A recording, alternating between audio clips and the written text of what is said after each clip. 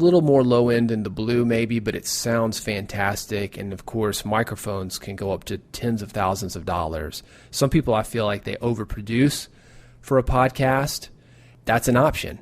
You get compressors, you get gates, you get all sorts of rack gear. You can do a lot of this through the software. This format and what we're trying to do is get great content out. That's what we focus on. We're not so worried about having the most flawless radio type show that you would hear on a Casey Kasem, Rush Limbaugh type network. At the same time, we want it to be good, and that's how we do it. The main recording, again, via Skype and via call recorder, direct to Audacity, via Blue Yeti mics. At that point, what we do is we go into what we'll call post-production, and the way we distribute the work there is Laurel handles all the graphics. She has handled redpodcast.com. She's a graphic designer, she's a photographer, and has kind of an eye for branding like that. When we record an episode, she starts work on the graphics, and if you've downloaded something via iTunes, you may be able to see that. Sometimes they don't show up, but each episode has its own graphic, and you can check that out at redpodcast.com. And that's pretty much a system. That doesn't take too long, does it, Laurel? No, I have it set up in Photoshop, and it takes me a minute or two per graphic because I already have it set up. So all I do is change the number and change the title in the graphic, and then text. Export it as a JPEG and put it. We have a shared Dropbox that we use to send files back and forth, which is really helpful. And so I'll just throw it in the Dropbox, and then you have it, and you can do the rest of the post-production with it. When it comes to getting the show online, the post-production, I pull up everything in Audacity, and all this software, by the way, we'll link this in the episode notes, and that will be at redpodcast.com/44. Pull it up in Audacity. It's a free software package. I've got one track that has Laurel, one track that has me, and then we have varying tracks that have the intro, what we call the tag. We've got, I guess, the theme music, the voiceover guy who sounds like Red Podcast, that guy. We've got somebody at the back end that explains where you can get more information at us. So I put all of that together. I compress the audio, and basically what compression does, it's very popular on FM radio. It's popular among MP3s, and it kind of evens everything out. So it's easier for you to hear the low parts of the show, the low volume parts, and it makes the high volume not so high.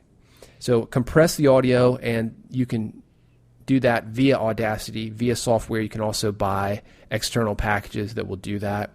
I export everything into a single track WAV file. Then I convert everything down to a mono 96 kilobit MP3 file, and that's what you're probably listening to this right now. I go into iTunes. I add what they call ID3 tags, and that's the episode graphic. Put that within the file. I name the file. I put a link to our website within the file, and at that point, we are ready to publish.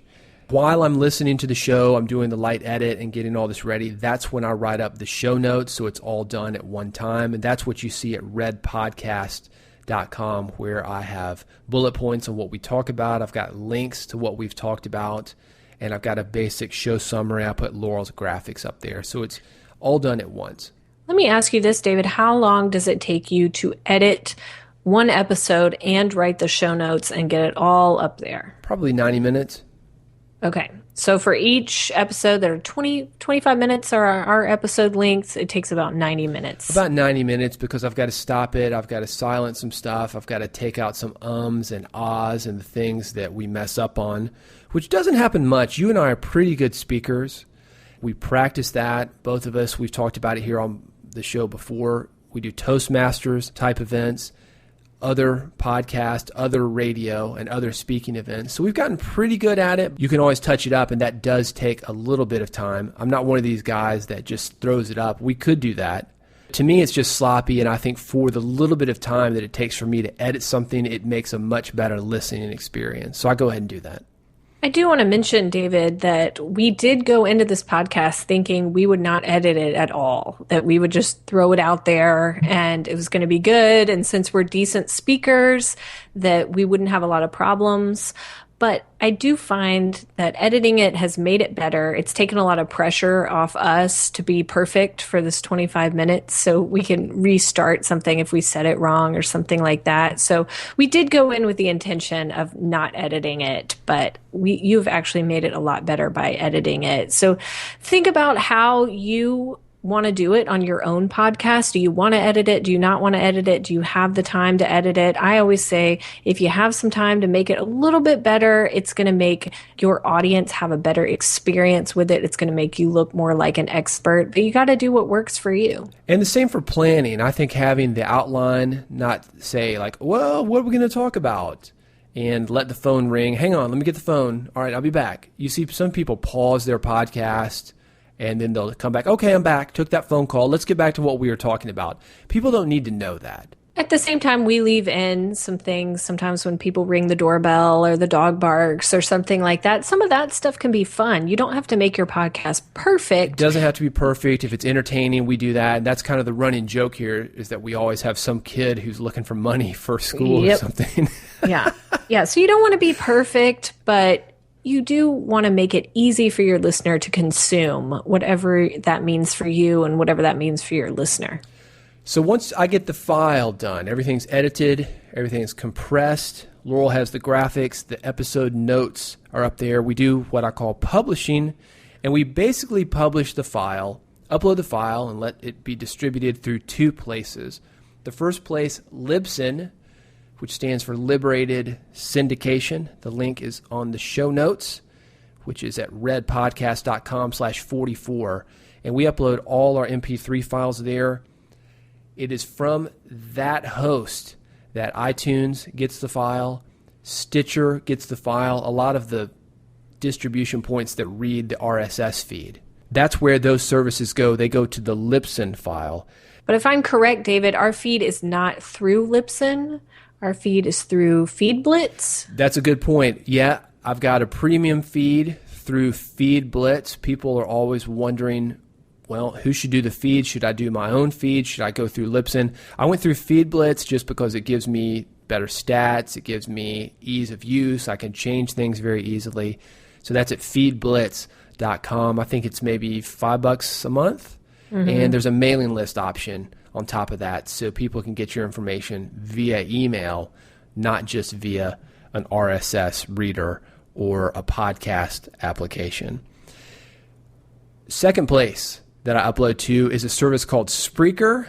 And Spreaker, if you go to redpodcast.com, you'll see a player in the top right. That is via Spreaker. I like their player. It's very similar to SoundCloud. But the reason that I use Spreaker is because Spreaker not only has their own network, but they distribute the podcast via YouTube. It's automatically uploaded to YouTube in the form of a video. They distribute to SoundCloud. And perhaps most importantly for us, we go to iHeartRadio, which is Clear Channel's app, and it gets us in front of a whole lot of people who either aren't familiar with iTunes or have no desire to go to podcasts in iTunes. It's up there with broadcast radio shows that people that don't know about podcasts listen to, and they can listen to Red Podcasts there using the same software with no additional knowledge of what a podcast is. Sounds like you do a lot of work, David. Well, we got a system. Basically, we plan it out, we record it, we polish it up a little bit, and then we distribute it. What I've gone over with you, Laurel, is that exact process. It does take a little bit of time, a 25-minute episode. I'd say we've got about 2 hours in each one, maybe a little bit more. Also, there are two of us, so right now, because I'm writing the book, you have a lot of the to-dos weekly for the Red Podcast. But if you have someone else that you're recording your podcast with, you could split up tasks a little more evenly if you want to. If you're doing it just by yourself, just keep in mind that you are going to have to go through this process and knock these things out during the week. Also keep in mind that podcasts don't just download themselves. People don't just review for the hell of it usually. Marketing is a never-ending thing, and we spend as much time marketing, probably more than we actually do recording the content. But of course, it all has to start with good content. The very basic stuff that you have to do is what we've talked about here, because without that, you got nothing to market. I agree. So if you have any questions for us, any comments, if you need any more information about podcasting, need any more details from this episode, reach out to us. We have got plenty of information about who we are, what we do, show notes, all that good stuff on redpodcast.com. You can also connect with us on Twitter at David Hooper and at Laurel Staples, but you can just find all that on our hub at redpodcast.com.